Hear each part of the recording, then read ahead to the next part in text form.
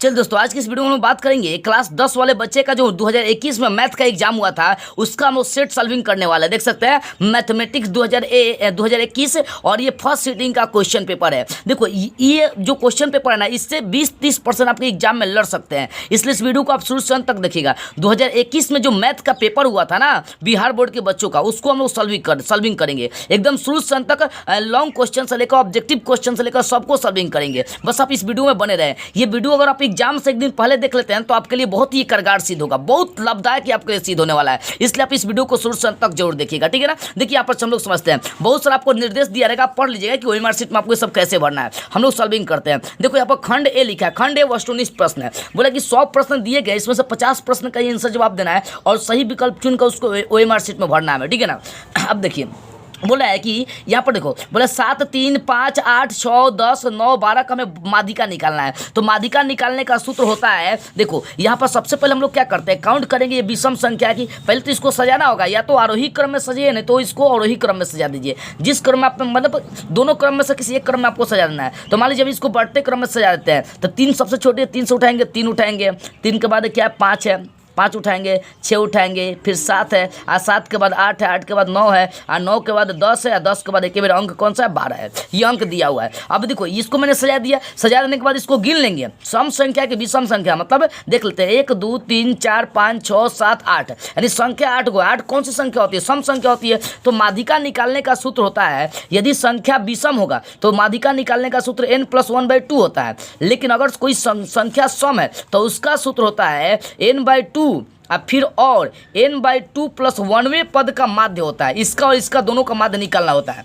तो यहाँ पर संख्या 8 को हो गया, ठीक है ना। यहाँ संख्या कितना हो गया, संख्या यहाँ पर 8 को हो गया है। तो 8 का मतलब 8/2 करेंगे, आप फिर 8/2 आप फिर एक बढ़ जाएंगे उससे, यानी 4 और 5वें पद का माध्य निकालेंगे। तो ध्यान दीजिए 1, 2, 3, 4 और 5वें पद का जब माध्य निकालेंगे तो 7, 8 कितना हो जाएगा 15, अब 15/2 हो जाएगा। इसको जब ब्रेक करेंगे आप तो ये हो जाएगा 7.5 हो जाएगा। देखिए ऑप्शन आपको दिया है 7.5, यहाँ पर ऑप्शन भी दिया है। तो माध्यिका यदि सम होगा तो आपको n/2 और n/2 + 1वें पदों का माध्य निकालना होगा। अगर विषम हो गया तो कुछ नहीं, n+1/2 और 2 मान निकाल लीजिएगा, काम खत्म हो जाएगा, ठीक है। इस तरह से आपको ये क्वेश्चन यहाँ पर ऑप्शन इसका कौन सा हो जाएगा, ये वाला ए सही हो जाएगा, बी सही हो जाएगा, ठीक है। आगे निम्नलिखित का बोले इतना दिया गया, बोले इसका बहुलक क्या होगा। देखो बहुलक निकालने के लिए हम लोग क्या करते हैं, सबसे जो अधिक बार आया रहता है ना उसी का बहुलक निकाल लेते हैं। तो देख लेना सबसे अधिक बार कौन आया, तो इसमें सबसे अधिक बार 9 आया। देख सकते 9 कितने बार, 1, 2, 3, 4 बार गया। तो इसका बहुलक क्या हो जाएगा 9 हो जाएगा, ठीक है। निम्नलिखित में कौन सी संख्या अभाज्य संख्या है, तो अभाज्य संख्या जो एक और अपने आप से कटेगा वो संख्या अभाज्य संख्या होती है। तो इसमें ऑप्शन कौन सा सी टच करेंगे, देखो 13, 27, 35, 56 ये सब एक और अपने आप से भी कटेगा, लेकिन इसके अलावा भी संख्या अलग संख्या से कट सकती है। इसलिए इसमें जो संख्याएं होगा ना ये 13 आंसर सही हो जाएगा, ठीक है। अगला क्वेश्चन जैसा देखिए 4 नंबर है, यदि किसी ब्रह्मवर्ता सारणी का माध्य 8.9 है एवं माध्यिका 8.9 एवं माध्यिका 9 हो तो इसका बहुलक क्या होगा। देखो इसके लिए क्या करेंगे ना, यहाँ पर बोला है कि माध्य दिया है, माध्यिका दिया है, बहुलक निकालना है। तो इसके लिए वो सूत्र चलता है, वो सूत्र आपको कम से कम याद होनी चाहिए। सूत्र क्या होता है कि 3 माध्यक या माध्यिका भी कह सकते हैं, 3 माध्यिका बराबर बहुलक +2 माध्य, ये सूत्र होता है, ठीक है ना, यही सूत्र होता है। तो 3 गुना माध्यिका का मान कितना दिया देख सकते हैं, माध्यिका का मान दिया है, माध्यिका का मान 9 दिया था, यहाँ पर 9 लिख देंगे। अब बराबर बहुलक तो हमें निकालना है, तो इसको बहुलक को जो कहते हो क्या करेंगे छोड़ देंगे। अब +2 गुना माध्य का मान 8.9 दिया था, 8.9 क्या करेंगे भर देंगे। अब 3 ये हो जाएगा 27, या 8.9 का गुना करेंगे आप कितना, तो हो जाएगा 8.9 का गुना करते हैं यहाँ पर, तो 2 18, 8 9 16 17, 17 कितना हो गया 8 हो गया, यानी 17.8 ही आएगा। इसको इधर लाएंगे तो ये घट जाएगा, 17.8 क्या हो जाएगा, इधर घट जाएगा, इधर से बच जाएगा बहुलक। आप इसको घटा लीजिए, ठीक है ना, बहुलक इधर बचेगा। इसको घटाइए, 27 में से घटाएंगे हम लोग 17.8 घटाएंगे, अभी दशमलव के बाद 0 बैठा देंगे, 2 बचेगा, यहाँ 6 होगा, 6 में से नहीं घटेगा, 16 में से 9 बचेगा, यहाँ 1 बचा है, 1 में से 1 0, मतलब इसको अगर देखी जाए तो 9.2 आ रही है। देखिए यहाँ पर ऑप्शन मिल रहा है क्या 9.2, कोई ऑप्शन देखो सी मिल रहा है इसमें, तो ऑप्शन क्या हो जाएगा सी हो जाएगा। बस आपको सूत्र याद रखना है, कौन सा, 3 माध्यिका बराबर बहुलक +2 माध्य, ये सूत्र के अनुसार में मान पुट करना निकल जाएगा। अगला क्वेश्चन 19 और 25 का समानांतर माध्य क्या होगा। तो माध्य निकालने के लिए जो भी जिस अंक में माध्य निकालना होता है उसको जोड़कर जितना होगा उससे भाग कर देना। तो 19 25 को जोड़ेंगे तो 44 होगा, और 2 को संख्या तो 2 करेंगे 22 आ जाएगा आंसर, ठीक है। किसी घटना ई के लिए पी किसी घटना ई के लिए पी प्लस बोला कि पी नहीं है, मतलब पी डैश। देखो प्रायिकता और प्रायिकता नहीं है, दोनों का योग हमेशा एक होता है। इसमें से ऑप्शन कौन सा टच करेंगे? बी टच कर लीजिएगा, ठीक है। दो सिक्के के उछाल में दो शीर्ष आने की प्रायिकता क्या होगी? अब यहाँ से आप समझिए, दो सिक्के उछाल रहे हैं, दो शीर्ष समय लाना है, दो सिक्के, एक सिक्का उछालेंगे तो दो गो चीज आएगा, हेड और टेल आएगा, दो गो उठाएंगे तो चार गो आ जाएगा, ठीक है ना। तो दो शीर्ष आएगा तो दो गो, टोटल घटना चार गो घटेगा, इसका मतलब 2/4, ठीक है ना। दो शीर्ष आने की घटना में बोल रहा है, दो शीर्ष आने की घटना क्या होगी? एक सिक्के को उछाल दिए, दो आएगा, हेड दो दो दो दो चार, एक सिक्के, अच्छा नहीं, एक सिक्के को उछालेंगे तो चार घटनाएं घट सकती है, ठीक है ना। चार चार टोटल घटनाएं कितनी? 8 घट सकती है। अभी एक चीज इस समझो, मतलब एक सिक्का को उछालेंगे तो चीट आएगा नहीं तो पट आएगा, ठीक है ना, या चिट आ सकता है नहीं तो पट आ सकता है, या तो चिट पट आएगा नहीं तो पट चिट आ जाएगा। चार घटना एक सिक्के को उछालने पड़ेगा, दो को उठाएगा तो 8 गो, यानी अगर दो शीर्ष आने की घटना है तो 2, और उसके बाद देखिए यहाँ पर टोटल घटनाएं 8, काटेंगे तो 1/4 हो जाएगा। इसका ऑप्शन कौन सा टच कर लीजिएगा? ए टच कर लीजिएगा। यदि किसी ऊर्ध्वाधर स्तंभ की यदि किसी ऊर्ध्वाधर स्तंभ की ऊंचाई जमीन पर उस स्तंभ की छाया की लंबाई की √3 गुनी है तो उन्नयन कोण ज्ञात कीजिए। अब ये देखिए क्वेश्चन क्या करे, इसको समझिए आप ध्यान से। बोल रहा है यहाँ पर जमीन लेकर चलते हैं, एक मीनार ही लेकर चलिए, ठीक है ना। जमीन पर ऊंचाई है, स्तंभ है, ये स्तंभ है, ठीक है ना। बोले कि इसकी जो ऊंचाई है ना, जमीन पर बनने वाली छाया की कितनी गुनी हो जा रही है? √3 गुनी हो जा रही है, ठीक है ना। अगर मान लेते हैं कि इसका नाम ए है, इसका नाम बी है, इसका नाम सी है, तो ये जो BC है ना छाया, वो बोले कि जमीन की ऊंचाई की कितनी गुनी है? मतलब ये जमीन की ऊंचाई जो है ना छाया की 3 गुनी है, √3 गुनी है। इसका मतलब AB का जो मान हो जाएगा, देखिए AB का जो मान हो जाएगा √3 गुना हो जाएगा BC, यानी छाया की लंबाई की √3 गुनी हो जा रही है, यानी यहाँ वाला जो मान हो जाएगा √3 गुना BC हो जाएगा, ठीक है ना। आज हमें बोले कि कौन सा कोण यहाँ बनेगा, तो मान लीजिए हम यहाँ पर सूत्र लगा देते हैं, हमें ये वाला और ये वाला मान पता है, ठीक है ना। ये BC है और ये वाला √3 गुना BC है। अब यहाँ पर हम लोग tan अप्लाई करेंगे, tan या जो भी कोण बन रहा है उस tan थीटा लेकर चलिए। कौन सा कोण बनना है, हमें कोण ना निकालना, देख सकते हैं। बोले कि सूर्य का उन्नयन कोण क्या होगा? हमें कोण निकालना है भैया, tan थीटा। ये लंब बटा आधार, तो कोण के सामने भुजा लंब हो जाएगा AB के जवाब हम लोग रखेंगे √3 AB रखेंगे, अब बटा में √3 BC रखेंगे, ठीक है ना, क्योंकि BC का √3 गुना है। अब बटा में BC आएगा, ये BC कट जाएगा, बचेगा √3, यानी tan थीटा का मान सिर्फ हो जाएगा √3। ओके, आगे देखिए tan थीटा √3, tan में किसका मान होता है? tan 60 का मान √3 होता है, tan 30 थीटा का मान 60 डिग्री आ जाएगा। तो यहाँ पर कौन सा हम लोग भर लेंगे? सी भर लेंगे, ये वाला 60 डिग्री। आगे बोला है यदि A और B अभाज्य संख्या तो लसा इनका क्या होगा? देखो यदि दो संख्याओं का अभाज्य संख्याएं हैं, A और B अभाज्य संख्या, तो उनका लसा हमेशा गुना कर देना। मान लेते हैं कि 7 और 11 अभाज्य संख्या है, इनका हमें लसा निकालना, तो इनका गुना कर देंगे, 11 से 77 इनका लसा हो जाएगा। उसी प्रकार A और B यदि अभाज्य संख्या, तो इनका जो लसा आएगा ना वो AB आ जाएगा। इसमें ऑप्शन सी टच करेगा, ऑप्शन A और B इसमें नहीं दिया गया, मिटक गया, ठीक है। आगे मैं आपको दिखा रहा हूँ।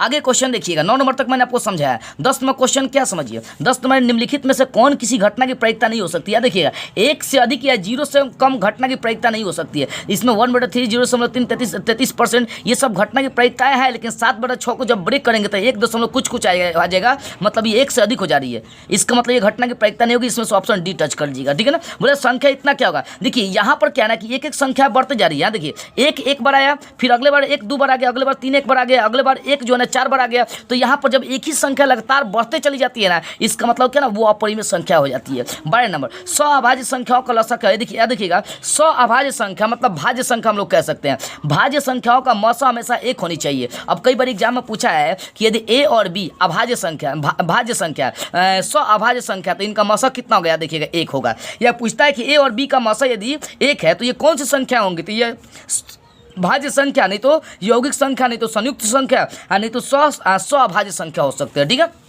आगे देखिए, आगे बोल रहा है कि यदि m एक धनात्मक पूर्णांक है तो धनात्मक विषम पूर्णांक का रूप क्या होगा? तो विषम का मतलब क्या होता है? इसमें 1 से विषम का मतलब जिसमें 2 से भाग नहीं लगे, देन 2 है 4 है, इसका मतलब ये सम संख्या हो जाएगा। यहाँ पर जो 1 है ना ये विषम हो जाएगा, तो इसमें ऑप्शन सी आप टच कर लीजिएगा, ठीक है।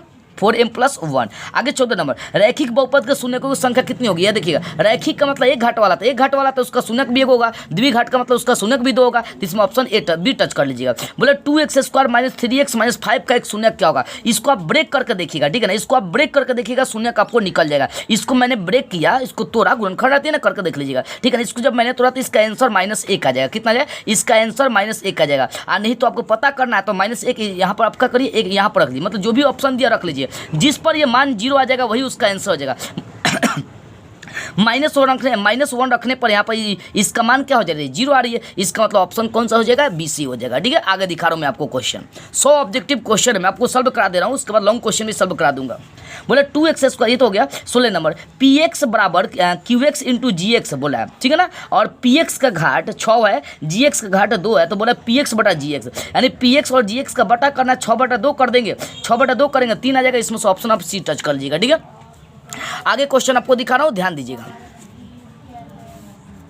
आगे देखिए यहाँ पर बोले कि यहाँ पर देखिए बहुपद 6x² - 11x + 3 के शून्यकों का योग क्या होगा, शून्यकों का योग निकालना है, मतलब अल्फा प्लस बीटा का मान निकालना है। तो अल्फा प्लस बीटा का सूत्र सब कोई जानता होगा, अल्फा प्लस बीटा का सूत्र -b/a होता है। तो माइनस, यहाँ देखो, यहाँ a का मान 6 है, b का मान कितना है -11 और c का मान कितना है 3 है। तो ध्यान दीजिएगा, सूत्र होता है -b/a, तो b का मान -11 है, a का मान आप देख सकते हैं 6 है, तो 6 लिख देंगे, -+11/6 आंसर हो जाएगा। अब देखिए कौन सा ऑप्शन में 11/6 C है, तो C टच कर लेंगे। अब 28 नंबर क्वेश्चन देखिए, 28 नंबर क्वेश्चन है कि 2, 4, XY आपको दिया हुआ है, बोले कि इन वास्तविक संख्याओं का समुच्चय कितने हल होंगे। देखिए जहां भी आपको एक समीकरण दे देना है, जैसे बोला है कि ax + by + c बराबर इसका कितना हल होगा, 0 दे दिया, तो जहां भी एक समीकरण दे देगा, पूछ देगा 2x + 3y + 4z के कितने हल होंगे, तो बुआ एक समीकरण देगा तो उसका अनंत हल होता है, तो इसमें अनंत टच करेंगे, अनंत नहीं दिया तो इसमें ऑप्शन D टच करेगा, इनमें से कोई नहीं। 19 नंबर क्वेश्चन है कि रैखिक समीकरण युग्म आपको 2 दिया है, अब बोला कि इसके कौन से हल होंगे, तो बाई पार्ट आप करके देखिए, आपको सूत्र याद होनी चाहिए। अद्वितीय हल, समानांतर हल, देखो a1/a2 यदि इज नॉट इज इक्वल है b1/b2 के, तो इस समय अद्वितीय हल होता है, मतलब एक और केवल एक हल होता है। अगर यही a1/a2 is equal b1/b2 is not is equal c1/c2 है, तो इसमें कोई हल नहीं होगा। इस समय इसका ग्राफ क्या हो जाएगा, इस समय इसका ग्राफ समानांतर होगा, और इस कंडीशन में इसका ग्राफ क्या होगा, प्रतिच्छेदी होगा। अगर ये कंडीशन आ गया a1/a2 is equal b1/b2 is equal c1/c2 आ गया, इसका मतलब क्या होगा कि ये ग्राफ क्या है, संपाती है, मतलब इसका जो आरेख है ना, इस कंडीशन देखो, हाई वाला कंडीशन, ये वाला कंडीशन दोनों में संगत होता है, इस कंडीशन में खाली असंगत होता है। ठीक है ना, इसमें प्रतिच्छेदी होगा ग्राफ, इसमें समानांतर ग्राफ होगा, और इसमें संपाती मतलब एक दूसरे के ऊपर ग्राफ होगा, और इस कंडीशन में भी क्या होता है, संगत होता है। ठीक है ना, मतलब इसमें संपाती हल होता है, संपाती का मतलब उसके अनेक मान आ सकते हैं। ठीक है, अब वही क्वेश्चन यहाँ पर कर देंगे। देखिए बोला है, यहाँ पर बोला है 19 नंबर, तो 2/4 करेंगे तो 1/2 आ जाएगा, 3/6 करेंगे 1/2 आ जाएगा, अब 5/15 करेंगे, इसका मतलब है 1/3 आ जाएगा, यानी 2 को मान सेम आ रही है, तीसरा का मान सेम नहीं आ रहा है। देखो 2 को मान सेम आ रहा है, तीसरा का मान सेम नहीं आएगा, उस समय समानांतर हल होता है, मतलब उसका कोई हल नहीं होगा, कोई हल नहीं होगा इस कंडीशन में। यहाँ ऑप्शन D टच कर लीजिएगा, कोई हल नहीं है। 20 नंबर, यदि रैखिक समीकरणों का युग संगत है तब उनके द्वारा बोले कि तब उनके द्वारा निरूपित रेखाएं कैसी होंगी। जब संगत होगा तो संगत होगा तो उस समय ग्राफ है, देखो संगत इस कंडीशन में और संगत इस कंडीशन में, 2 कंडीशन में होती है, तो इस समय ग्राफ या तो प्रतिच्छेदी हो सकता है, नहीं तो संपाती हो सकता है। देखो प्रतिच्छेदी या संपाती मार दीजिएगा अपना। ठीक है, आगे दिखा रहा हूं मैं आपको क्वेश्चन। आगे क्वेश्चन आप देखिएगा जरा सा, ठीक है ना। 21 नंबर आपका 20 नंबर हो गया। 21 नंबर, यदि वृत्त के व्यास के सिरों का नियामक इतना इतना है तो केंद्र का नियामक क्या होगा। केंद्र का नियामक पूछ रहा है, बोले वृत्त के व्यास का, ध्यान दीजिए वृत्त है एगो, इनका बोले वृत्त का एक व्यास है, ये केंद्र से होकर गुजरी है, 2 को बिंदु आपको दिया है, 2, 3 है, 2,3 है, ठीक है ना बिंदु, इधर वाला बिंदु जो है ना -6,7 है, तो इसके केंद्र का व्यंजक निकालना है। तो भाई मध्य बिंदु वाला सूत्र लगाइए, 2 और -6 को जोड़ेंगे -4 हो जाएगा, 3, 7 को जोड़ेंगे 10 हो जाएगा, सबके बाई 2 करिएगा, यानी -2,5 हो जाएगा। ऑप्शन टच कर लीजिए, -2,5 ऑप्शन ए हो जाएगा। ठीक है, 22 नंबर देखिए, बोले त्रिभुज एबीसी में पी और क्यू बिंदु भुजा एबी और एसी पर क्रमशः इस प्रकार है कि बोला कि पी क्यू पैरेलल है बीसी के, जिसमें एपी का मान 3 दिया, एपी का मान 3, पीबी का मान 2 दिया है, और बोल रहा है कि यहाँ पर देख सकते हैं ए क्यू का मान 6 है, क्यू एक्स का मान कितना है, क्यू सी का मान x है, तो x का मान निकालना है। आधा बाई आधा ठेल्स पर में वाला है, ठीक है ना। यहाँ पर आप करिएगा 3/2 बराबर 6/x करिएगा, इसको सॉल्व करिएगा तो आपका आंसर आएगा 4, आप करके देख लीजिएगा। ठीक है, आगे देखिए, 2 समरूप त्रिभुज के क्षेत्रफलों का अनुपात दिया है, तो भुजाओं का अनुपात पूछा है, तो क्षेत्रफल का अनुपात दिया है, इसका मतलब भुजा का वर्ग होता है, तो वर्ग हटाएंगे तो इस पर रूट चढ़ेगा, तो 9 का 3 हो जाएगा, 4 का 2 हो जाएगा, 3:2 हो जाएगा, इसको करके देखिएगा 3:2 आ जाएगा। आगे मैं आपको क्वेश्चन दिखा रहा हूँ, आगे समझा रहा हूँ, समझिएगा ध्यान से। आगे यहाँ पर 23 नंबर तक मैंने क्लियर कर दिया। 24 नंबर बोले त्रिभुज पी क्यू आर में यदि पी क्यू स्क्वायर आप बराबर P R square plus R Q square है, तो इसमें कौन सा समकोण होगा। अब इसके लिए आपको क्या करना होगा, त्रिभुज बनाकर देखना होगा। देखो यहाँ पर त्रिभुज बनाना होगा, ठीक है ना। यहाँ पर इसको आर लेकर चलेंगे, इसको क्यू लेकर चलेंगे, इसको पी लेकर चलेंगे। यहाँ पर हम लोग करेंगे तो पी क्यू का स्क्वायर आ जाएगा, कर्ण स्क्वायर, ठीक है ना। इसका मतलब यहाँ 90 डिग्री कोण बनेगा, ठीक है ना। कौन सा कौन समकोण होगा, तो आर कौन समकोण होगा, पी क्यू का स्क्वायर बराबर हो जाएगा आर क्यू का स्क्वायर प्लस हो जाएगा पी आर का स्क्वायर, वही आ रही, इसमें कौन आर आपका समकोण हो जाएगा। 25 नंबर यदि बोला कि किसी त्रिभुज की, किसी वृत्त की दो अलग बिंदुओं से प्रतिच्छेद करने वाली रेखा को क्या कहते हैं। अच्छा मान लीजिए कोई वृत्त है, आपका वृत्त है, ये केंद्र है, केंद्र छोड़कर कहीं और से गुजर रही है, तो इस रेखा को हम लोग छेदक रेखा कहते हैं। इसमें से ऑप्शन आपका कौन सा सही हो जाएगा, ये BC हो जाएगा, छेदक रेखा। आगे आपको दिखा रहे 25 हुआ, 75 और ऑब्जेक्टिव बचा हुआ है, उसको भी 10 मिनट के अंदर हम लोग कोशिश करेंगे सॉल्व करने के लिए, ठीक है ना। कुछ क्वेश्चन मैं आप पर छोड़ूंगा, आप भी सॉल्व करिएगा। अगर 26 नंबर क्वेश्चन जरा देखिए, 26 नंबर क्वेश्चन क्या बोला है, 26 नंबर प्रश्न बोला है कि यदि जीवा वृत्त के केंद्र पर 60 डिग्री का कोण अंतरित करती है तो ए और बी बिंदुओं पर खींची गई स्पर्शिकाओं के बीच का कोण कितना होगा। इसको समझिए जा सका क्वेश्चन को, यहाँ एक बड़ी था, ठीक है ना। यहाँ जो जीवा बोला है ना, केंद्र पर कितना डिग्री का कोण बना रहा है, केंद्र पर जो कोण है ना वो 60 डिग्री का बना रही है। तो हई जो बिंदु वृत्त यहाँ से मान लीजिए स्पर्शिका खींच दी है, ठीक है ना। तो यहाँ बोला है कि यहाँ खींची गई स्पर्शिका पर कितना डिग्री का कोण बनेगा, तो बाबू हई 60 हो गया। इसका मतलब है दोनों कोनों का योग कितना हो जाएगा, 120 हो जाएगा ना। क्यों, क्योंकि देखो त्रिभुज के तीनों कोनों का योग 180 डिग्री होता है कि नहीं होता है। तो एक कोण 60 होगा, इसका मतलब है दोनों कोण को जोड़ेंगे तो 120 आएगा। इसका मतलब ऑप्शन आप टच कर दीजिएगा कौन सा, 120। आगे एक वृत्त पर कितनी स्पर्शिकाएं खींची जा सकती है, देखिएगा अगर खाली वनली एक वृत्त है तो इस पर अनंत स्पर्शिका हम लोग खींच सकते हैं, बहुत सारा। इसमें ऑप्शन टच करिएगा डी। आगे बोला रूट अंडर 1 + tan स्क्वायर का सूत्र क्या होगा। देखो इसका सूत्र सेक स्क्वायर होगा, जबकि रूट है तो सेक स्क्वायर आएगा तो सेक बाहर निकल जाएगा। इसमें से ऑप्शन आपका कौन सा मार लीजिएगा, बी मार लीजिएगा, ठीक है। आगे क्वेश्चन, कॉसेक स्क्वायर 57 डिग्री घटाओ tan स्क्वायर 30 डिग्री है। तो एक काम करिएगा, tan में से आप tan को चेंज कर दीजिएगा कॉट में। कैसे चेंज करिएगा, ये वाला सूत्र लगाकर tan 90 घटाओ थीटा वाला सूत्र लगाकर इसको आप लिख सकते हैं कॉट 90 घटाओ थीटा का जब आप चेंज कर देंगे 33 यहाँ पर लिख देंगे हम लोग 57। ओके 57 लिखेंगे तो ये घटाएंगे 90 में से अगर 57 घटाएंगे तो भी हमें 33 आ जाएगा, ठीक है ना। मतलब आप ऐसे चाहेंगे तो क्या कर सकते हैं, इसको कन्वर्ट आप कर सकते हैं, समझ में आ रही है ना। देखो इसको कैसे बनाना है, ऐसे क्वेश्चन को थोड़ा सा मैं आपको दिखा रहा हूँ यहाँ पर सॉल्व करके, इस क्वेश्चन को दिखा रहा हूं। बोले कॉसेक स्क्वायर 57 डिग्री घटाओ tan स्क्वायर 33 डिग्री, ये प्रश्न दिया है। इसको सॉल्व करना, किसी एक को जो कहते हो छोड़ना, इसी को हम छोड़ देते हैं, ठीक है ना। इसको हम लिख देते हैं tan स्क्वायर, इसको लिख देते हैं 90 डिग्री घटाओ लिख देंगे 57 डिग्री। जानते हैं क्यों, 90 में से 57 घटाएंगे फिर हमारा कितना है 33 आ जाएगा। आगे देखिए इसको जो कहते हो छोड़ते हैं कॉसेक स्क्वायर 57 डिग्री और tan 90 घटाओ थीटा होता है कॉट स्क्वायर, थीटा का मान 57 डिग्री होगा। तो ये सूत्र होता है कॉसेक स्क्वायर थीटा मान दोनों जगह सेम है, कॉसेक स्क्वायर थीटा घटाओ tan square cot square theta, इसका मान कितना होता है, एक होता है। यानी इसका जो मान होगा ना आंख मूंद का क्या मारेंगे, बी मारेंगे, ठीक है। अगर 30 नंबर बोला है कि cos 48 डिग्री घटाओ sin 48 डिग्री, किसी एक को कन्वर्ट करेंगे इसका मान 0 आ जाएगा, क्योंकि इसको भी cos में चेंज करेंगे तो 48 आएगा, तो दोनों में कट जाएगा 0 आ जाएगा, ठीक है। आगे 31 नंबर बोले यदि 4, 5, 9, 11 और x का माध्य 7 है तो इसको निकालिएगा सारी यहाँ से लेकर यहाँ तक संख्याओं को जोड़कर और जितना होगा उतना बटा कर देना है और बराबर 7 लिखकर क्रिया करके x का जब आप मान निकालेंगे देख लेते हैं जरा सा मान कितना आ रही है, ठीक है ना। सभी को जोड़ते हैं, इसको 4, 5, 9, 9, 18, 11, 19, 18, 11, 29 प्लस 1 से टोटल संख्या कितना है 5 गो है। यानी इसका क्रिया करेंगे तो 29 + x बटा 5, माध्य कितना दिया 7 दिया, इधर लाएंगे 5 को, 5 से 35, 29 को लाएंगे 6 आ जाएगा आंसर। इसमें से ऑप्शन हम लोग कौन सा सही हो जाएगा, ये वाला सही हो जाएगा, ए सही हो जाएगा। अगला द्विघात समीकरण इतना के मूलों की प्रकृति क्या होगी। अब देखो मूल की प्रकृति निकालने के लिए हमें 2-3 चीजें पता होनी चाहिए। d बराबर 0 आएगा तो मूल बराबर होगा, वास्तविक और बराबर होगा। अगर d का मान 0 से बड़ा आएगा तो वास्तविक और असमान आएगा, मतलब अलग अलग मूल आ सकते हैं। यही d का मान जब 0 से छोटा होगा तो उस समय मूलों का कोई अस्तित्व नहीं होता है। और d का मतलब विवेचक होता है, डी का सूत्र होता है b² - 4ac होता है। इसी को लगाकर हम लोग क्या करते हैं, पता करते हैं। यहाँ भी बोला ये दिया तो पहले निकाल लेंगे b² - 4ac, मतलब 4 का स्क्वायर करेंगे 16 अब -4 ये -16 0 आ जाएगा, इसका मान निकालेगा, डी का मान 0 आएगा। अब जब 0 आएगा तो बराबर मारेंगे वास्तविक और बराबर, इसमें से ऑप्शन हो जाएगा हमारा बी हो जाएगा, ठीक है।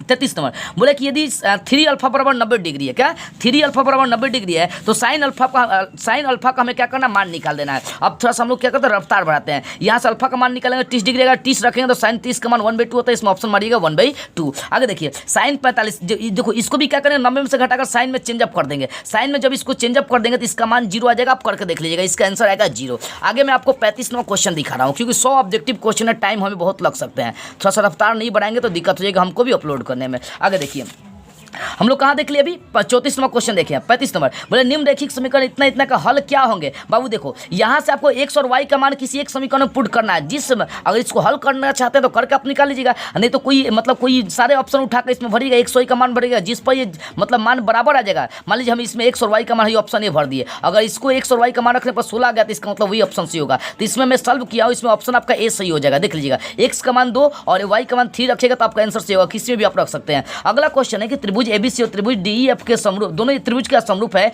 और बोला कि क्षेत्रफल क्या दिया, 36 दिया हुआ है और एक और का क्षेत्रफल 49 दिया था। दोनों भुजाओं की, दोनों त्रिभुज की संगत भुजाओं का अनुपात पूछा, 36 बटा कितना दिया है, 49 दिया है। तो भुजा का स्क्वायर होता है ना, बोले यहाँ पर देखिए त्रिभुज का क्षेत्रफल यानी क्षेत्रफल इतना 36 इतना दिया है, तो संगत भुजाओं का अनुपात पूछा 36 बता 49 है। इस पर रूट चढ़ा देंगे क्योंकि भुजा पर स्क्वायर होता है, रूट स्क्वायर हटाएंगे रूट चढ़ जाएगा, तो 36 का 6 49 का 7 हो जाएगा, 6:7 आएगा। इसमें देख सकते हैं 6:7, ये ऑप्शन आपका क्लियर हो जाएगा, ABC हो जाएगा। बोले त्रिभुज एबीसी में त्रिभुज एबीसी में और त्रिभुज एबीसी में डी पहले ले BC के, और बोले AD बटा DB बराबर 3/5 है और AC का मान कितना दिया, 5.6 दिया है। तो AE का मान, AC का मतलब पूरा मान हमें दिया है। तो एक काम करेंगे, यहाँ भी हम लोग यही सूत्र अप्लाई करेंगे।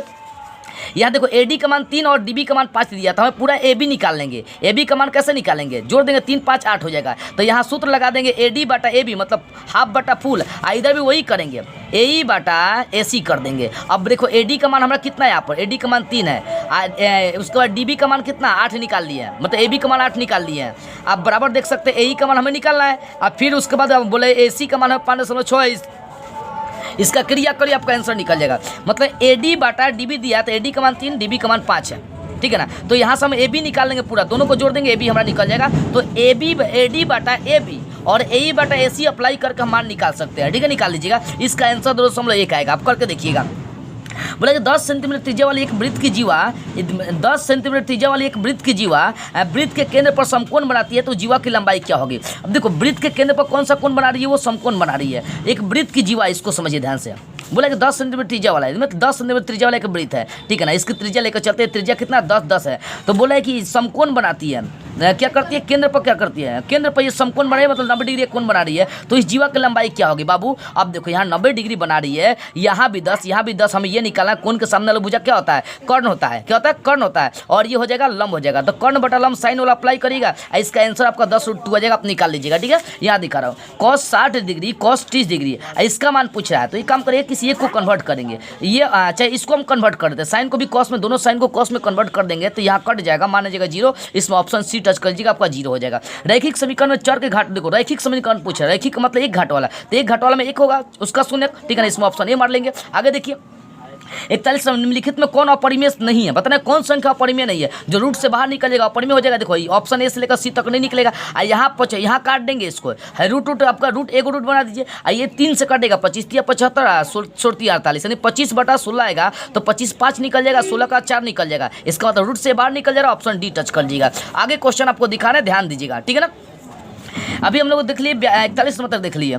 अब देखो 42 नंबर क्वेश्चन, यदि अल्फा और बीटा द्विघात बहुपद इतना का शून्यक है, तो अल्फा प्लस बीटा का मान कितना होगा। अल्फा प्लस बीटा का सूत्र -b/a होता है, तो माइनस अब b का मान -3 रखेंगे, तो +3 3/1, मतलब ये ऑप्शन ए हो जाएगा, सिर्फ 3 हो जाएगा आंसर, ठीक है। 43 नंबर हो गया। 43 नंबर देखिए, द्विघात बहुपद x² + 1/6x -2 का शून्यक क्या होंगे। अब इसको सॉल्व करके आप इसका शून्यक निकाल लीजिएगा, लेकिन मैं सिर्फ आपको आंसर बता रहा हूँ। देखो हाई दोनों बिंदु अगर x का मान है, मान लीजिए x का मान -3/1 रख दिए, तो इसका मान 0 आ जाएगा। ये 4/3 रखेंगे तो भी इसका मान क्या जाएगा, 0 आ जाएगा। तो इस दोनों बिंदु पर x का मान 0 आ रही है, इसका मतलब यही इसका क्या हो जाएगा, सॉल्विंग हो जाएगा। इसमें ऑप्शन B टच कर लेंगे, ठीक है। आगे दिखा रहा हूँ 44 नंबर क्वेश्चन, ध्यान दीजिएगा। 44 नंबर क्वेश्चन, 44 नंबर आपका क्वेश्चन क्या है कि यदि दो संख्याओं का गुणनफल क्या है, दो संख्याओं का गुणनफल 2166 है, उनका मसा बोल रहा है 19 है, तो उनका लसा निकालना है। मतलब दो संख्याओं का गुणनफल बराबर लिखेंगे मसा गुना लसा, तो मसा का मान 19 है गुना लसा, 19 से इसमें भाग कर देंगे, हमारा आंसर निकल जाएगा। 19 से भाग करेंगे तो इसका आ जाएगा 114 आ जाएगा, आंसर 114। देख लीजिए आगे, यदि बहुपद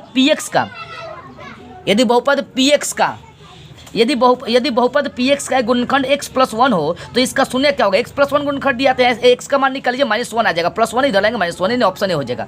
समीकरण निकाय 6x - 2y + 9 = 0 बोल रहा है। एक और समीकरण दिया हो, देख सकते हैं, इनका आलेख क्या होगा, देख लेता हूँ। 6/3 मतलब 2 आ जाएगा, -2 ये भी 2 आ जाएगा, और 9/12 ये भी नहीं कटेगा, 9/12 3/2 आ जाएगा। इसका मतलब यहाँ बोले 2 को बराबर हो जाए, तीसरा का बराबर नहीं हो रहा है, इसका मतलब इसका कोई हल नहीं होगा, यानी इसका जो ग्राफ होगा ना वो समानांतर रहेगा। कोई हल में ग्राफ समानांतर होता है, इसमें ऑप्शन हम लोग टच कर लेंगे B।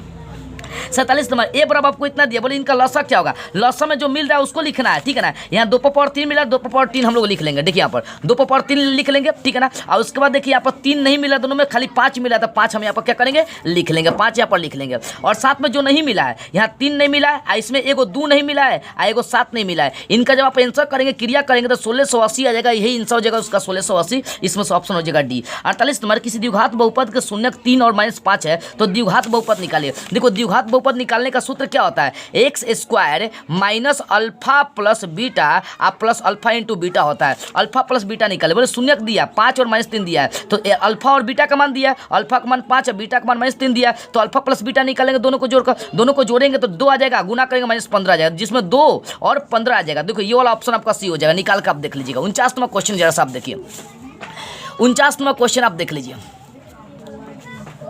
49 में बोल रहा है कि समानांतर सदी आपको दिया, बोले इसका सारबंतर क्या होगा, सारबंतर कैसे निकालते हैं, दूसरा पद घटाओ पहला पद, तो इसका निकालेंगे +4 आ जाएगा, आप निकाल कर देख लीजिएगा। 50 नंबर क्वेश्चन देखिए, निम्नलिखित में कौन द्विघात समीकरण है, द्विघात समीकरण इसको आप सॉल्व करके देखिएगा। जो द्विघात समीकरण मतलब जो अधिकतम घाट 2 आएगा वो द्विघात समीकरण होगा, जो 2 से अधिक आएगा वो द्विघात समीकरण नहीं होगा। इसमें ऑप्शन कौन सा हो जाएगा, सी हो जाएगा। 51 नंबर देखिए यहाँ पर, यदि द्विघात समीकरण x square plus b x plus c दिया तो अल्फा प्लस बीटा का मान क्या, अल्फा और बीटा शून्य का तो अल्फा प्लस बीटा का मान माइनस बी बटा ए, सूत्र है माइनस बी बटा ए मान लीजिएगा।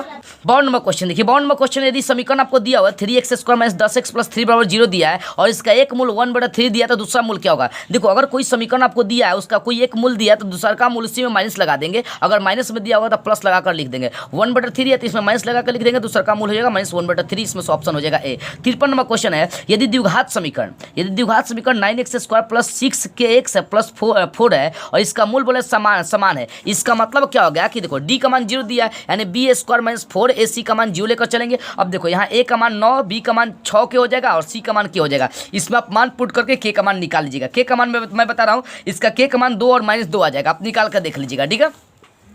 आगे देखिए जरा सा, ये 53 नंबर था आपका। अब 54 नंबर देखिए, द्विघात समीकरण इतना का मूलों का गुणनफल कितना होगा, गुणनफल का सूत्र अल्फा इंटू बीटा का सूत्र होता है सी बटे, यानी 1/4 हो जाएगा, 1/4 हो जाएगा, 1/4 बी हो जाएगा। आगे देखिए, यदि x + 2 3x 4x + 1 समानांतर श्रेणी है तो x का मान निकालना है। कैसे निकालना है, दूसरा पद घटाओ पहला पद, यानी 3x में से इसको घटा देंगे, आप बराबर का चिन्ह देकर 4x + 1 को 3x से घटाएंगे और क्रिया करके x का मान निकालेगा, x का मान आपका 3 आ जाएगा, ठीक है। 56 नंबर देखिए, 56 नंबर समानांतर श्रेणी आपको दिया, इसका सारबंतर बताना है, सारबंतर बता नहीं थे, दूसरा पद घटाओ पहला पद, -4 में से 0 घटाएंगे, आंसर आएगा -4, ऑप्शन सी हो जाएगा। 57 में क्वेश्चन, समानांतर सदी आपको दिया, इसका 12वां पद निकाला है। हाँ जी, इसको समझ लीजिए, किसी भी पद को मान लीजिए हमें 12वां पद निकालना है तो 12वां पद एगो घट के पद होता है, यानी 12वां पद का मान a + 11d हो जाएगा। यहाँ पर a का मान 14 हो जाएगा, मतलब पहला पद a होता है और उसके बाद दूसरा में से पहले का घटा देंगे तो वो क्या हो जाएगा, सारबंतर हो जाएगा। यानी यहाँ 9 में से 14 घटाएंगे तो d का मान जो है ना -5 चला आएगा, यानी a का मान 14 और d का मान जो है -5 चला आएगा। इसमें a और d का आप मान पुट करिएगा, आपका आंसर जो क्लियरली है ना वो -41 आ जाएगा।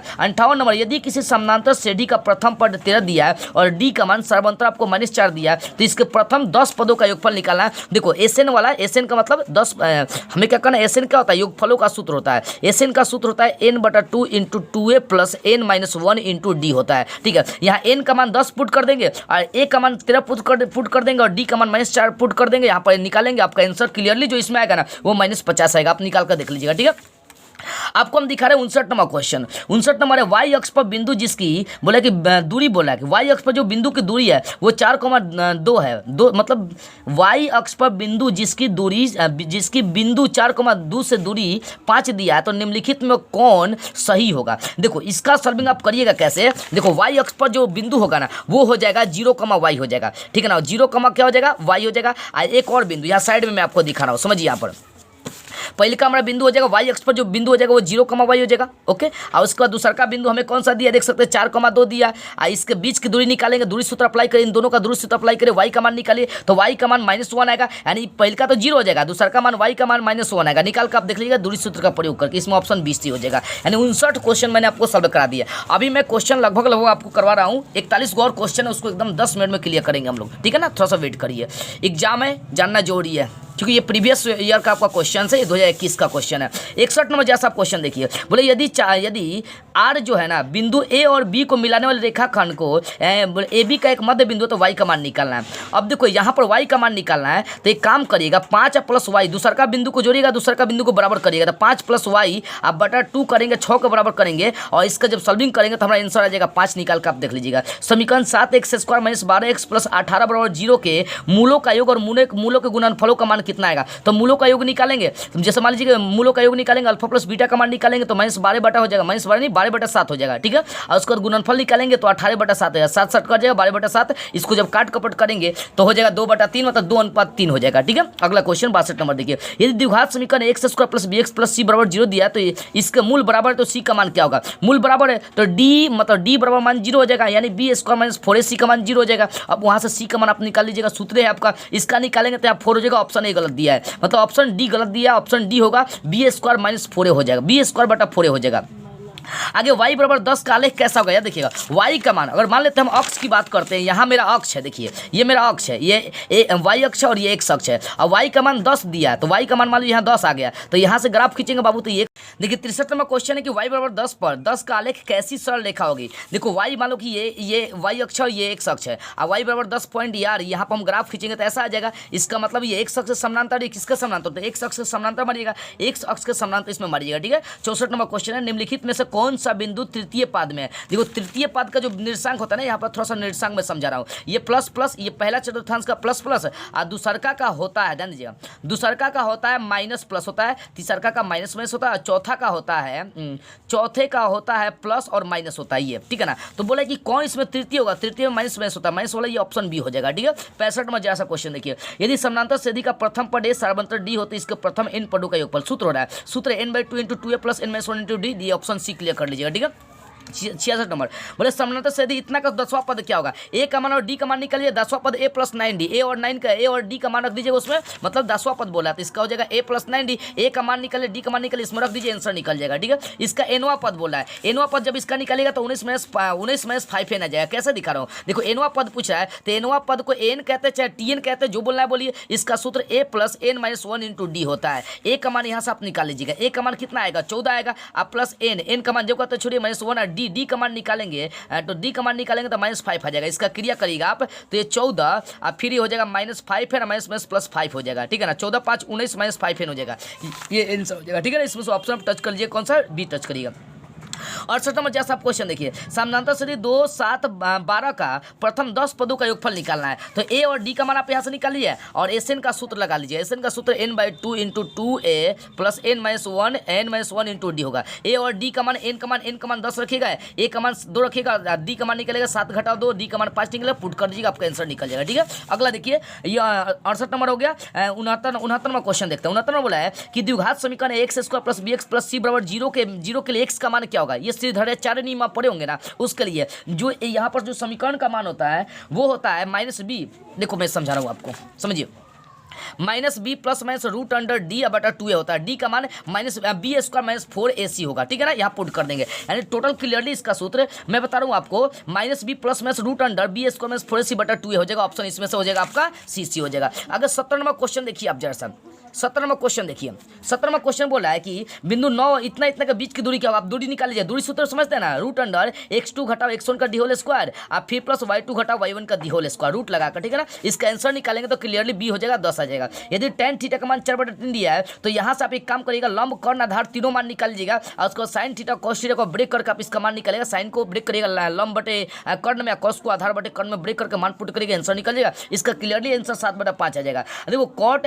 बोला ये cosec थीटा घटाओ cot थीटा का दी होल स्क्वायर का मान क्या होगा, देखो cos को ब्रेक करेंगे तो 1/1 साइन हो जाएगा और cot को ब्रेक करेंगे तो cos बटा साइन हो जाएगा। इसका मतलब क्या हो जाएगा कि ऊपर 1 माइनस cos है तो 1 माइनस cos वाला आंसर मारिएगा, ये ऑप्शन पर हमारा बी हो जाएगा। आर त्रिज्या वाले वृत्त में थीटा कोण वाले त्रिज्यखंड के क्षेत्र चाप की लंबाई, देखो चाप की लंबाई का सूत्र क्या होता है, चाप की लंबाई का सूत्र होता है मैं आपको बता रहा हूँ 1/180 गुना पाई आर थीटा होता है। कई बार यही दे देगा कि 1/360 इंटू में देगा 2 पाई आर थीटा, ये देता है तो 2 से 2 कटेगा तो बात एक ही पड़ता है यार, देखिएगा ठीक है ना। तो यहाँ पर ऑप्शन देखिएगा 2 पाई आर थीटा बटा में 360, ये ऑप्शन बी हो जाएगा। आगे 74 नंबर, सेक 11 डिग्री या बटा कोसेक 69 डिग्री दिया है। इसको जब ब्रेक करेंगे तो इसका आंसर आएगा एक, क्योंकि नीचे वाले को भी हम चाहेंगे तो सेक में चेंज कर सकते हैं, चाहे ऊपर वाले को भी चाहेंगे तो कोसेक में चेंज कर सकते हैं। इसमें से ऑप्शन जो है ना हमारा ए सही हो जाएगा। आगे देखते हैं 75 नंबर क्वेश्चन। 25 गौर ऑब्जेक्टिव बचा है, थोड़ा सा टाइम लगेगा, मैं क्लियर कराता हूँ, आप लोग देखते रहिए। देखो यहाँ पर एक पहिए का व्यास 40 सेंटीमीटर और 176 करीबन दूरी तय करना है। देखो यहाँ समझिए कि बताना है कि 100 मतलब एक पहिए का जो व्यास है टोटल 40 सेंटीमीटर है। ओके, ये सेंटीमीटर में दिया है, इसको भी आप सेंटीमीटर में चेंज कर दीजिएगा, नहीं तो इसको भी आप क्या करिएगा मीटर में चेंज कर दीजिएगा। जो करना है यहाँ पर देखिए 176 किलोमीटर 176 मीटर की दूरी तय करने में इससे कितने चक्कर लगाने पड़ेगा। तो सबसे पहले आप इसको सेंटीमीटर में क्या करिएगा चेंज कर दीजिएगा 100 से गुना करके, ठीक है ना। गुना करने के बाद आपको करना क्या है, देखो इसका अगर क्लियरली आंसर बताओ ना, ये 40 सेंटीमीटर का दिया है ना, तो इसका मतलब है कि यहाँ पर एक बैठा है यानी 40 चक्कर यानी 140 चक्कर लगाएगा। इसमें से ऑप्शन ये मान लीजिएगा 140 चक्कर, ठीक है ना। अगर ये क्वेश्चन पूछेगा तो आप 140 चक्कर लगाइएगा। आगे क्वेश्चन आपको दिखा रहे हैं हम, बोले कि यदि शंकु की ऊंचाई h आधार त्रिज्या r है तो इसका आयतन क्या होगा। शंकु के आयतन का सूत्र 1/3 पाई r स्क्वायर h होता है, ठीक है ना। अगला क्वेश्चन 77 नंबर, किसी बेलन का व्यास 28 सेंटीमीटर और इसकी ऊंचाई 20 सेंटीमीटर है। व्यास का मतलब d, यहाँ पर व्यास का मान मतलब 2r का मान दिया है, r का मान निकालेंगे मतलब त्रिज्या का मान निकालेंगे तो 14 हो जाएगा, और h का मान यहाँ पर 20 दिया है। तो बोला कि इसका संपूर्ण पृष्ठ क्षेत्रफल क्या होगा। तो बेलन का संपूर्ण पृष्ठ क्षेत्रफल का सूत्र होगा, ध्यान दीजिएगा, 2 pi r square h plus 2 pi r, ये लगभग 2 पाई आर स्क्वायर ये सूत्र होता है, ठीक है ना। 2 पाई आर एच होता है, 2 पाई आर एच, यहाँ से 2 पाई आर कमन ले लेंगे तो एच प्लस आर हो जाएगा। इस पर हम लोग क्या करेंगे पुट करके निकालेंगे तो इसका क्लियरली जो आंसर होगा बी हो जाएगा। बी आएगा 2992 आ जाएगा। आप निकाल कर देखिएगा बेलन का, ठीक है ना। जिस बच्चे को सूत्र को निकाल लेंगे। अब देखो यहाँ बोले किसी गोले की त्रिज्या 3 गुनी कर दी जा रही है। 3 गुना मतलब गोले का जो त्रिज्या का सूत्र होता है ना, गोले की त्रिज्या आयतन का सूत्र होता है ना 4/3 पाई आर क्यू होता है। अब त्रिज्या को 3 गुना कर दिया गया, मतलब 3 का क्यू करेंगे 27 हो जाएगा। यहाँ देखिए बोले यदि किसी गोले की त्रिज्या 3 गुनी हो जाती है तो इसका आयतन कितना गुना हो जाएगा। 3 गुना करने के बाद 27 गुना हो जाएगा। इसका आयतन कितना गुना, 27 गुना हो जाएगा। आगे 69 नंबर, यदि किसी घन के विकर्ण की लंबाई 6√3 है तो इसके विकर्ण का पृष्ठ क्षेत्रफल कितना होगा। देखो घन का विकर्ण दिया तो घन के विकर्ण का सूत्र होता है √3 गुना भुजा होता है। कितना 6√3 दिया तो √3 से √3 कटे मतलब भुजा का मान कितना आ गया 6 आ गया, ठीक है। भुजा का मान कितना आ गया 6 आ गया। हमें निकालना है घन का क्या निकालना है, पृष्ठ क्षेत्रफल निकालना है। तो सूत्र होता है 6 गुना भुजा का स्क्वायर, तो 6 गुना भुजा का स्क्वायर 6 का स्क्वायर जब इसको क्लियर करेंगे तो 216 आ जाएगा, ठीक है ना। इसका आंसर बनेगा 216। कहाँ गया, यहाँ देख सकते हो ऑप्शन बी इसमें से क्लियर हो जाएगा, ठीक है। 80 नंबर, यदि किसी शंकु के वक्र पृष्ठ का क्षेत्रफल बोले कि यदि किसी शंकु के वक्र पृष्ठ का क्षेत्रफल 880 सेंटीमीटर स्क्वायर है और त्रिज्या 14 सेंटीमीटर है तो इसकी त्रिज्या ऊंचाई कितनी होगी। शंकु के बोला शंकु के वक्र पृष्ठ क्षेत्रफल मतलब जो है ना पाई आर एल का मान हमें दिया कितना है, पाई आर एल का मान हमें दिया कितना है। देखिए पाई आर एल का मान 880 दिया तो 880 रखेंगे। अब यहाँ पाई का मान 22/7, आर का मान कितना दिया है, आर का मान भैया 14 दिया, 14 भरेंगे गुना में एल करेंगे। अब ये 7 दूना 14, 22 दूना 44, 44 इसके नीचे चलाएगा, 44 दूना 88, 2 20 आ जाएगा इसका आंसर। आप ऑप्शन टच करिएगा, कौन सा बी टच करिएगा। 81 नंबर देखिए, किसी वृत्ताकार क्षेत्र की परिधि 4 पाई है तो इसकी त्रिज्या कितनी होगी। अब इस देखो वृत्ताकार क्षेत्र की परिधि कितना दिया है 4 पाई दिया, तो वृत्त की परिधि कितना होता है पाई आर होता है कि नहीं है। आप परिधि आपको दिया है बोले क्या ये 4 पाई है तो त्रिज्या कितनी होगी, पाई से पाई कटी से आर का मान सिर्फ 4 आ जाएगा। यहाँ पर ऑप्शन अगर देखी जाए ऑप्शन कौन सा हो जाएगा इसमें से 4 4 4 4 4। देखिए यहाँ पर ऑप्शन फिर से देखते हैं। वृत्त की परिधि दिया 2 पाई आर होता है बाबू, सूत्र होता है 2 पाई आर होता है बराबर हो जाएगा 4 पाई। पाई से पाई कटी सा 2 से 2 नीचे यानी आर का मान 2 पाई आर 2 आ जाएगा आंसर, 2 मीटर हो जाएगा। इसमें से देखिए कौन सा ऑप्शन टच कर लेते हैं हम लोग, कहा गया हाँ 2 मीटर ऑप्शन भी क्लियर करिएगा। 82 नंबर, 6 सेंटीमीटर त्रिज्या वाले अर्धवृत्त की कुल परिमिति क्या होगी। अब देखो अर्धवृत्त की परिमिति पूछ रहा है, अर्धवृत्त की परिमिति पूछा, अर्धवृत्त की कुल परिमिति पूछ रही है। तो भाई अर्धवृत्त की कुल परिमिति निकालने के लिए इसका सूत्र हो जाएगा पाई प्लस 1 इंटू आर हो जाएगा। क्या हो जाएगा पाई प्लस, यहाँ पर मेरे कहने का मतलब क्या होगा समझिए उसको ध्यान से। इसका सूत्र हो जाएगा पाई आर आप प्लस उसके त्रिज्याओं को क्या करेंगे ऊपर से हम लोग जोड़ दें, मतलब पाई प्लस यहाँ पर पाई प्लस 2 यानी अर्धवृत्त का कुल परिमिति हम लोग निकालते हैं। यहाँ पर समझा रहा हूँ देखिए अर्धवृत्त की कुल परिमिति का सूत्र हो जाएगा पाई आर आप प्लस हो जाएगा 2r, यहाँ से आर का मान लेंगे तो पाई प्लस 2 हो जाएगा। अब देखो यहाँ पर पाई आप प्लस 2 जो का तो छोड़िए आर मतलब त्रिज्या कितना दिया 6 दिया तो इंटू में 6 करेंगे, ये वाला ऑप्शन देख लीजिए कहाँ पर है, इंटू में 6 यहाँ पर बी हो जाएगा। अगला क्वेश्चन आपको दिखाना है जरा सा, ठीक है ना। क्वेश्चन मैं आपको सॉल्व करा दे रहा हूँ, बता दे रहा हूँ इसलिए ना क्योंकि एग्जाम कल है मैथ का, आपके लिए बहुत सिंपल हो जाएगा, ठीक है। कितना 82 नंबर होगा, 83 नंबर देखिए 83 नंबर बोला है कि 21 सेंटीमीटर त्रिज्या वाले वृत्त के बोले 21 सेंटीमीटर त्रिज्या वाले वृत्त के उस चाप की हमें लंबाई क्या होगी, वृत्त के केंद्र पर 60 डिग्री का कोण बढ़ रही है। अब देखो त्रिज्या 21 सेंटीमीटर दिया है, चाप बोले त्रिज्या वाले, यानी एक वृत्त है जिसकी त्रिज्या जो है ना 21 सेंटीमीटर की हो जा रही है। ओके, और केंद्र पर कौन सा कोण बन रहा है, 60 डिग्री का कोण बन रही है। तो इस जीवा की लंबाई कितनी हो जाएगी, याद देखिएगा tan 60 उठा लीजिएगा। tan 60 ये मान लीजिए कोण हाई वाला मान हमें मिला है और ये वाला मान मिला, तो कोण के सामने वाला भुजा लंब हो जाएगा, ये वाला क्या हो जाएगा आधार लीजिए, लंब बटा आधार, tan 60 का मान उठाइएगा। tan 60 बराबर आप ये वाला उठाइएगा, जीवा का मान लीजिए ए भी लेकर चल रहे हैं, आई नीचे वाले का मान 21 दिया। अब tan 60 का मान रखिए, इसका tan 60 का मान √3 रख इसका क्रिया करिएगा, आपका क्लियरली जो आंसर आएगा मैं बता देता हूँ। देखो इसका जो क्लियरली आंसर आएगा वो 22 सेंटीमीटर लगभग चला आएगा, आप निकाल कर देख लीजिएगा। ठीक है, आगे 84 नंबर देखिए, यदि दो घनों के आयतनों का अनुपात, घन के आयतन का अनुपात 1:27 दिया तो उनके पृष्ठीय क्षेत्रफलों का अनुपात कितना हो जाएगा। इनके पृष्ठीय क्षेत्रफलों का अनुपात आप निकाल लेंगे। देखो इनके पृष्ठीय क्षेत्रफलों का अनुपात जो आ जाएगा ना वो आ जाएगा 1:9 आ जाएगा, आप निकाल कर देख लीजिएगा। मतलब घन के आयतन का अनुपात दिया तो घन का आयतन भुजा क्यों मतलब यहाँ से भुजा निकालेंगे, मतलब भुजा का मतलब क्या होगा A1 बटा A2 का जो मान है अनुपात है, मतलब A1 किसकी, तो घन पहला घन दूसरा घन A1 A2 होगा, उसका भुजा हो गया, तो यहाँ पर 1:3 आ जाएगा। अब भुजा में निकालना है तो 6 से गुना करके भाई इसमें निकालेंगे ना, 6 से गुना स्क्वायर करेंगे, 3 का स्क्वायर 9 54 हो जाएगा, 6/54 हो जाएगा, ब्रेक करेंगे तो 1/9 आ जाएगा। आप करके देखिए 1:9 आ जाएगा। 85वां क्वेश्चन, एक बेलन जिसकी आधार त्रिज्या 80 सेंटीमीटर और उसकी ऊंचाई 20 सेंटीमीटर है और बोला है कि संपूर्ण पृष्ठीय क्षेत्रफल एवं वक्र पृष्ठीय क्षेत्रफल का अनुपात क्या होगा। देखो बाबू यहाँ पर आर का मान 80 सेंटीमीटर और एच का मान दिया कितना 20 सेंटीमीटर। यहाँ पहले आपका एक काम करिएगा, बेलन का पृष्ठ क्षेत्रफल निकाल लीजिएगा, फिर बेलन का वक्र पृष्ठ क्षेत्रफल निकाल लीजिएगा, दोनों का अनुपात कर दीजिएगा, आपका आंसर आएगा 5:1। आप करके देख लीजिएगा। अगला क्वेश्चन 86 नंबर, 8 7 12 12 15 10 9 11 की माध्यिका कितनी हो जाएगी। अब देखो इसकी माध्यिका निकालना है, सबसे पहले गिन लेंगे विषम है कि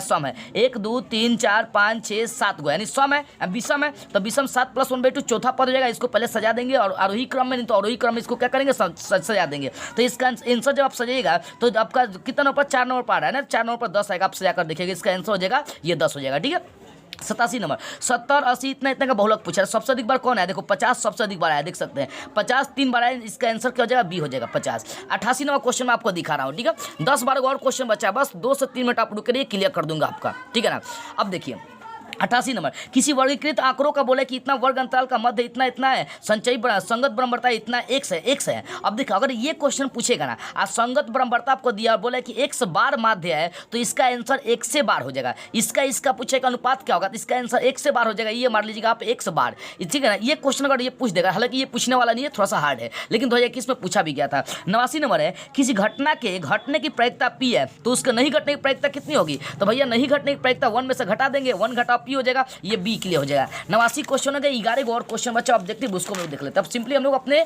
मुकाम पर पहुंच चुके हैं। ओके, आगे मैं आपको दिखा रहा हूं, समझिए यहाँ पर 90 नंबर क्वेश्चन क्या है। 90 नंबर क्वेश्चन है कि दो पासों को एक साथ फेंका जाता है, दोनों पासे पर 5 अंक आने की प्रायिकता कितनी हो जाएगी। अब बाबू इस क्वेश्चन को समझिएगा ध्यान से, 5 आने की प्रायिकता हो रहा है, दो पासे को एक पासे को फेंकेंगे तो 6 घटनाएं घटेगी, 1 से लेकर 6।